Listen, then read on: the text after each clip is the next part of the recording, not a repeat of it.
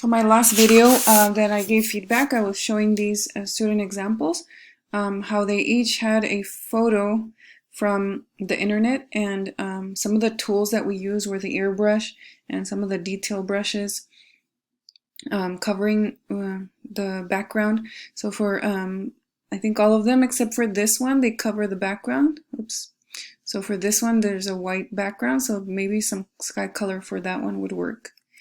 So let's look at some others.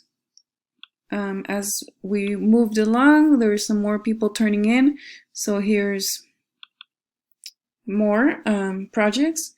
So this one, it seems the bench was the photo. This one's kind of funny. The person looks like the moon. And here we have a person who uploaded a Cheeto bag for their picture. The rest they drew.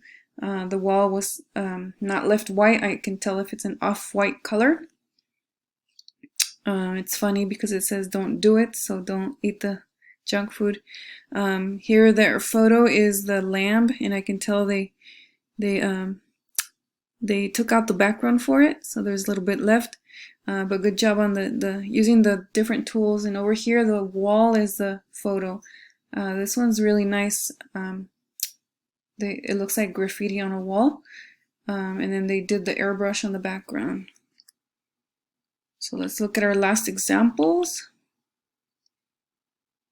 Some of these are similar to my example of the butterfly. So this one, using all the tools that I talked about, maybe the detail brush is working, or like a smaller brush for details. And B, use most of the tools that we used. I think all of them. Just a little bit working on the clouds. We can work on the changing the opacity so that it looks a little more see-through, like these ones down here.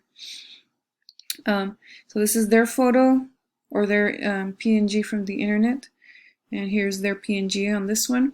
For this one, I couldn't tell what was the PNG. It's a nice drawing. It's just missing. I want to know that you know how to put a photo.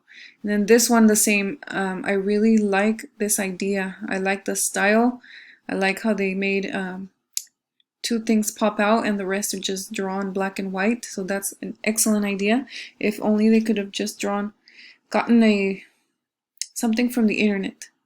So that's it. So for your assignment today would be, if you can comment on Google Classroom. I'll post these so you can see them and you can comment on them, or you can explain what was the easiest or hardest part of using Ibis Paint with photo and the new tools. So thank you, and look forward to hearing from you.